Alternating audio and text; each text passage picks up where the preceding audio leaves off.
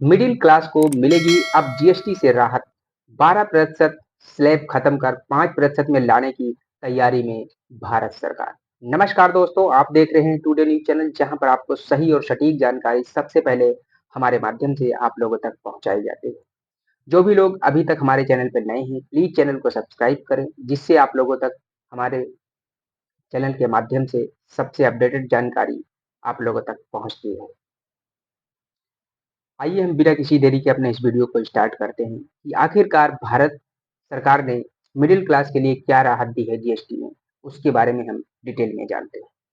GST पर भारत सरकार की ओर से बड़ी राहत देने की तैयारी की जा रही है और इसके तहत 12% के जीएसटी स्लैब में आने वाले अधिकांश सामानों को 5% की कैटेगरी में लाया जा सकता है। जीएसटी को लेकर भारत सरकार की बड़ी प्लानिंग है और इसके तहत मिडिल क्लास व लोअर इनकम ग्रुप वाले लोगों को राहत मिल सकती है। सूत्रों से मिली जानकारी के मुताबिक जल्द ही जीएसटी में बड़ी राहत दी जा सकती है और केंद्र सरकार जीएसटी रेट्स में जीएसटी रेट कट की जा सकती है। ऐसा बताया जा रहा है कि मोदी सरकार जीएसटी स्लैब बदलने में गंभीरता से विचार कर रही है और 12% का जीएसटी स्लैब अब 5% में आ सकता है। 12% की जगह 5% के स्लैब की तैयारी भारत सरकार द्वारा। सूत्रों के मुताबिक सरकार की ओर से जीएसटी पर ऐसे सामानों पर राहत मिल सकती है जो खास तौर पर मिडिल और लोअर इनकम वाले घरों में आमतौर पर इस्तेमाल किए जाते हैं और 12% के जीएसटी टैक्स स्लैब के अंतर्गत आते हैं।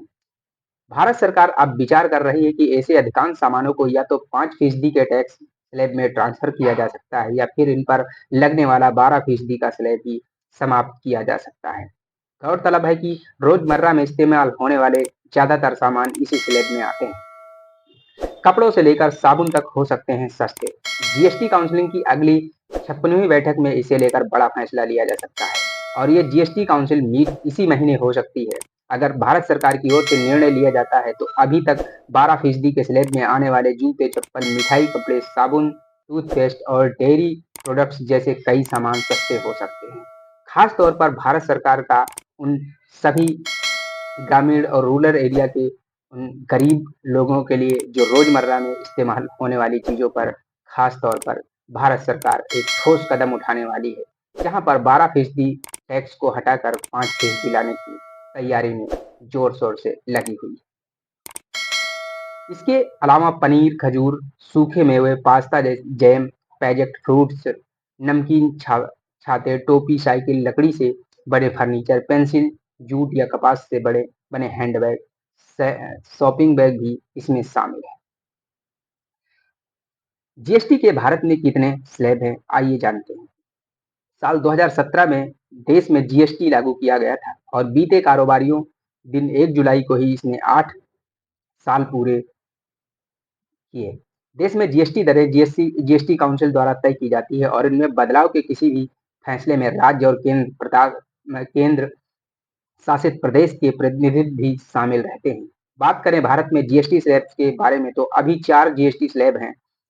5%, 12%, 18% और 28%।